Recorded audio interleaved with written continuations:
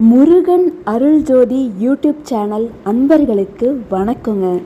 இன்னைக்கு நாம் பார்க்க போகிற பதிவு 3ஆம் பிறை வியாழக்கிழமை சந்திர தரிசனம் எப்படி செய்யணும் அப்படிங்கிறத பற்றி பார்க்கலாங்க.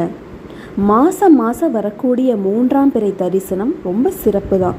அதிலும் இந்த சித்திரை மாதத்தில் வந்திருக்கக்கூடிய வியாழக்கிழமையோடு சேர்ந்திருக்கக்கூடிய இந்த 3ஆம் பிறை தரிசனம் வழிபாடு செய்வது எப்படி, இந்த அற்புதம் வாய்ந்த இந்த பிறை தரிசனம் பார்க்கறதுனால நமக்கு என்னென்ன பலன் இருக்குது அப்படிங்கிறத இந்த பதிவில் பார்க்கலாம். வாங்க வீடியோக்குள்ளே போகலாம். மறக்காமல் வீடியோவை சப்ஸ்கிரைப் பண்ணி லைக் பண்ணிக்கோங்க. இன்றைக்கி 9/5/2024 இன்றைக்கி மாலை 6 மணிக்கு மேலே இந்த வழிபாடு செய்யணுங்க. 6:30 மணிக்கு மேற்கு திசையில் பிறை நிலா தெரியும். மேகமூட்டமாக இருக்குது அப்படின்னா சில இடங்களில் தெரியாது, கவலைப்படாதீங்க. ஆனால் நீங்கள் மேற்கு திசை பார்த்து நின்று இந்த வழிபாட்டை செய்யலாம். இந்த பூஜையை மாலை 6 மணிக்கு வீட்டு பூஜை அறையில் ஒரு விளக்கு ஏற்றிக்கோங்க. கொஞ்சமாக மஞ்சளை தண்ணியில் குழைச்சி நெற்றி பொட்டில் வச்சுக்கோங்க. இது வியாழக்கிழமை அப்படிங்கிறதுனால குரு பகவானுடைய அனுகிரகமும் கிடைக்கும். பச்சை நிற குங்குமம் இருந்தால் வச்சுக்கோங்க. இது குபேரரோட அருள் கிடைக்கும். ஏன்னா மாலை 6லிருந்து 8 மணி வரைக்கும் குபேரரோட நேரம். இந்த இரண்டையும் நம்ம நெத்தியில் வச்சதுக்கப்புறம் சந்திர பகவானை பார்க்கும் பொழுது பண கஷ்டம் தீரும். மாலை 6:30 மணிக்கு மேலே கொஞ்சம் வீட்டுக்கு வெளியே நம்ம பால்கனிலையோ இல்லை மொட்டை மாடிலையோ நின்று நம்ம உள்ளங்கையில் ஒரு கிழங்கு மஞ்சள், ₹1 நாணயம் வச்சுக்கோங்க. இது ரெண்டுமே ரொம்ப முக்கியம்.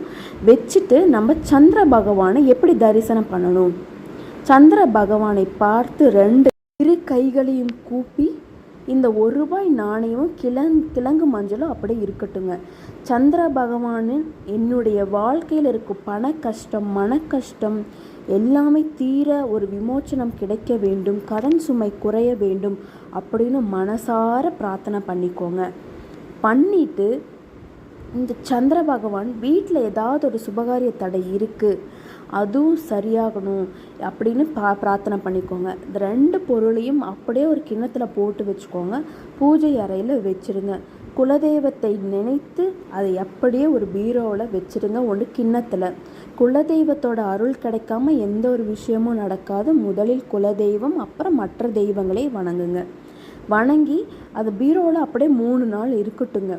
இருந்ததுக்கப்புறம் எடுத்து அந்த ₹1 நம்ம ஏதாவது ஒரு தங்கம் வாங்குகிறோம், இல்லை ஏதாவது பூ வாங்குகிறோம், மஞ்சள் குங்குமம் எது வாங்குகிறோமோ அது எடுத்து நீங்கள் அந்த ₹1 சேர்த்து வாங்கிக்கோங்க. அது மென்மேலும் நம்ம வீட்டில் பெருகும்.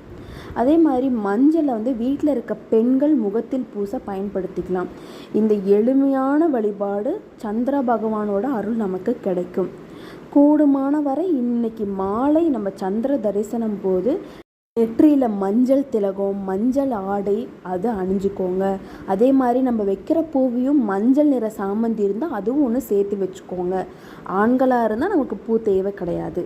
பூஜை அறையில் மஞ்சள் பூக்களாக வச்சு அலங்காரம் பண்ணிக்கோங்க. அது ரொம்ப சிறப்பு வாய்ந்தது. அதுக்கப்புறம் இந்த சந்திர தரிசனத்தை போது, அதாவது நம்ம கை கூப்பி சந்திரனை வணங்குறோம் இல்லையா, அப்போ இந்த ஒரு சிம்பிளான ஒரு மந்திரம், ஓம் சந்திரமௌலீஸ்வராய நமக அப்படிங்கிற ஒரு மந்திரத்தை 27 முறை சொல்லுங்க. இது நல்லதே நடக்கும். இது எளிமையான சின்ன சின்ன பரிகாரங்களை செஞ்சுக்கோங்க. வாழ்க்கையில் நல்ல முன்னேற்றம் கிடைக்கும். இந்த பதிவை பார்த்ததற்கு ரொம்ப நன்றி. சப்ஸ்கிரைப் பண்ணி சப்போர்ட் பண்ணுங்கள்.